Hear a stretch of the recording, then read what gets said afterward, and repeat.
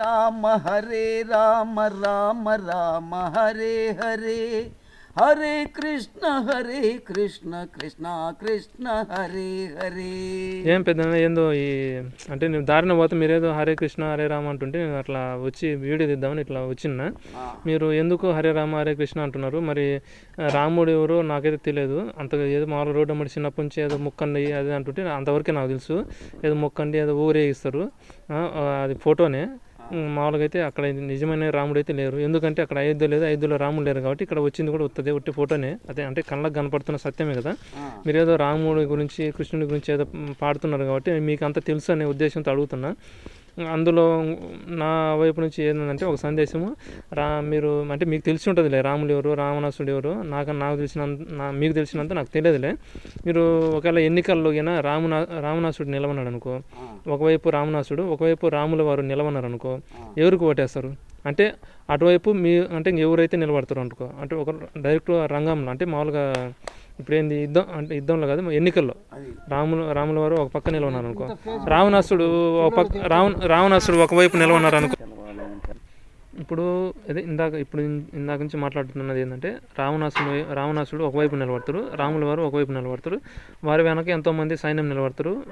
రావణాసుని వైపు కూడా వాళ్ళ సైన్యం వాళ్ళకు ఉంది కదా. ఇప్పుడు రావణాసుని సైన్యం మీకు తెలిసిందే కదా. రావణాసుడి సైన్యం ఏంటంటే నాకు అర్థమైన సైన్యం ఏంటంటే, ఇప్పుడు రావణాసుని సైన్యం గురించి మీకు తెలుసో తెలియదు. రావణాసుని సైన్యం ఏంటంటే ఇప్పుడు ప్రస్తుతం ఉన్న పరిస్థితుల్లో రాక్షసుల యుగం కదా ఇప్పుడు నడుస్తున్నది. అంటే ఇంకా కలియుగం అనమాట. ఆ కలియుగంలో అందరూ సమస్త రాక్షసులు ఉంటారు. రావణాసుడు ఉంటాడు, మొత్తం మీరు ఏదేదో రాక్షసులు ఉంటారో సమస్త రాక్షసులు అంటే మహిషాసులు ఉంటారు. అందరూ భూమి మీద మొత్తం దాడులు చేస్తారు అనమాట. ఆ రాక్షసుల ఆధీనంలో ఈ పోలీసు వ్యవస్థలు, ఆర్మీ కానీ, మొత్తం ఎన్నికల వ్యవస్థలు కానీ అన్ని ప్రజలు ఓటేసే ఓటర్లు కానీ, మొత్తం రెవెన్యూ వ్యవస్థ కానీ వాళ్ళే స్థాపించింది. ఆ రాక్షసులే స్థాపించింది. అంతకుముందు రెడ్డి కర్ణమ ఇవి ఉన్నాయి కదా, అవి తీసేసి మీకేంది విఆర్ఓ విఆర్ఏ అని తీసుకొచ్చింది. అట్లే మొత్తం అప్పుడున్న వ్యవస్థలన్నీ తీసేసి ఈ రాక్షసుల వ్యవస్థలు ఇప్పుడు ఉండేది. అంటే పోలీసులు కానీ, గ్రేవన్స్ దళాలు కానీ, మొత్తం ఆ నక్సలైట్లు కానీ, ఆ నక్సలైట్ల మీద దాడులు చేసే వాళ్ళు కానీ, మొత్తం ఆ నక్సలైట్లను కంట్రోల్ చేసే వాళ్ళు కానీ, ఉగ్రవాదులను కంట్రోల్ చేసే వాళ్ళు కానీ, ఆ రాక్షసులు అన్నమాట. ఇండియన్ ఆర్మీని అంటే కంట్రోల్ చేసే వాళ్ళు కానీ, పాకిస్తాన్ ఆర్మీని కంట్రోల్ చేసేది కానీ, చైనా ఆర్మీని దాన్ని రూలింగ్ చేసేది అందరినీ, అంటే మొత్తం ప్రపంచవ్యాప్తంగా ఉన్న అన్ని సైనిక వ్యవస్థలు, ప్రభుత్వాలను అన్నిటిని కంట్రోల్ చేసేది ఎవరు? ఒక్కరే స్థాపించింది వాళ్ళ ఆధీనంలోనే. అందుకోసం వాళ్ళు ఏం చేస్తుంటే దేశాన్ని ముక్కలు చేయడం, రాష్ట్రాలను ముక్కలు చేయడం, జిల్లాలుగా ముక్కలు చేయడం. ఆ సమయంలో వీళ్ళు ఏం చేస్తారంటే పార్టీలను రద్దు చేయడం. అంటే పదవులు ఉంటాయి కదా పార్టీలలో ఉండే వాళ్ళకి, ఆ పదవులన్నీ అంటే ఏదో ఒక పార్టీ ఇవి ఉంటాయి మామూలుగా అధికారంలో, మిగతా అన్ని పార్టీలలో మామూలుగా ఉంటారు కదా నాయకులు, వాళ్ళ అధికారాలన్నీ తీసేస్తారు, సాధారణ సభ్యత్వం లెక్క మార్చేస్తారు. అంటే ఆ విధంగా వీళ్ళు ఏంటంటే పెద్ద కుట్రపూరితంగా ఈ భూమిని అంతా రాక్షసమయం చేయడమే వాళ్ళ లక్ష్యం అనమాట. అందులో భాగమే ఇదంతా జరుగుతుంది. అంటే మన రాక్షస సైన్యం గురించి మీకు అర్థమైపోయిందిగా. ఎవరెవరు పోలీసులు కానీ, రెవెన్యూ శాఖ కానీ, ఎన్నికల సంఘం కానీ అన్ని రాక్షసుల వ్యవస్థ. దాని ప్రకారం రావణాసుని సైన్యం గురించి అర్థమైపోయింది కదా. అట్లే రాముని సైన్యం, పూర్వం ఉన్న సైన్యం, దాన్ని తీసుకొని వచ్చి ఒకవైపు నిలవన్నారంటే మీరు ఓటు ఎవరికి వేస్తారు?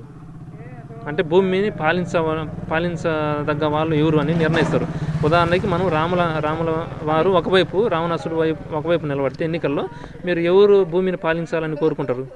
రాముల వారి వైపు అని చెప్పి ఆధ్యాత్మికంగా మనకు తెలిసినంత వరకు సనాతన ధర్మాన్ని బట్టి మేము ఆ విధంగా మేము ఆలోచన చేస్తుంటాం. అంటే రాముల వారే పాలించాలని మీరు అనుకుంటున్నా?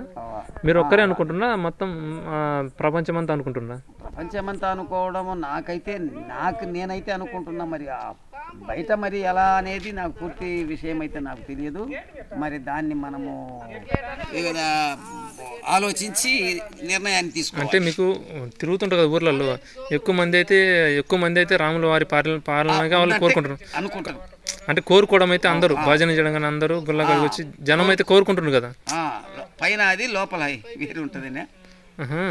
పైన లోపలని కాదు, అంటే మొత్తం నువ్వు చూస్తుంటావు కదా, రాముల వారి పాలన కావాలని ఎవరైనా జనాలు రాక్షసుల పాలన కావాలని కోరుకుంటారు ఎవరైనా కానీ సహజంగా. కోరుకోవడం అంటే విషం ఇప్పుడు అన్నము ఉంది తినాలనుకుంటారు, అన్నం విషం తాగాలనుకుంటారా, అమృతం తాగాలనుకుంటారు ఎవరైనా కానీ జనం. తాగాలని ఆశపడతారు ఎవరైనా. అట్లే రాముల వారు అమృతం లాంటివాడు అనుకో, రావణాసుడు ఎవరు విషయం లాంటివాడు అనుకో. అంటే జనాలు ఎవరైనా కానీ ప్రాణం ఉన్న ప్రతి ఒక్కరు ఎవరైనా ఏం కోరుకుంటారు అంటే రాక్షస పాలన కావాలని కోరుకుంటారా, మామూలుగా రాముల వారి పాలన కావాలని కోరుకుంటారా? రాముల వారి పాలన కావాలని మంచిదే, అమృతాన్ని కోరుకుంటారు కానీ విషయాన్ని కోరుకోరు కదా. అంటే అదే ఇంకా ప్రజల తరపున నువ్వేమనుకుంటావు, అందరూ ఇదే కోరుకుంటారా లేదా? కోరుకుంటారని నేను అనుకుంటున్నాను, నా అభిప్రాయం. అదే అందరి అభిప్రాయం కూడా అడిగితే మంచిదంటారా? అట్లే మంచిది, అడిగితే తెలుసుకుంటే మంచిదే. అందరిని ఇట్లే అడగమంటావు? అడిగితే బాగానే ఉంటుంది.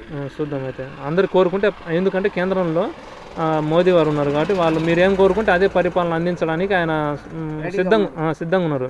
అందుకని మీరు ఏం కోరుకుంటే అది రాముల వారి పరిపాలన కావాలంటే ఆయన అందిస్తాడు అక్కడ ఉండి. అందుకని మీ ఇంతసేపు వీడియో తీయడం, ఇంతసేపు ఇది మీతో ముచ్చడించడం కూడా, ఈ విషయాల గురించి తెలియపరచడం కూడా, అదే దాన్ని బట్టి మీరు చెప్తే దాన్ని బట్టి మేము పైకి సందేశాన్ని పంపిస్తాం అనమాట. అర్థమైపోయింది?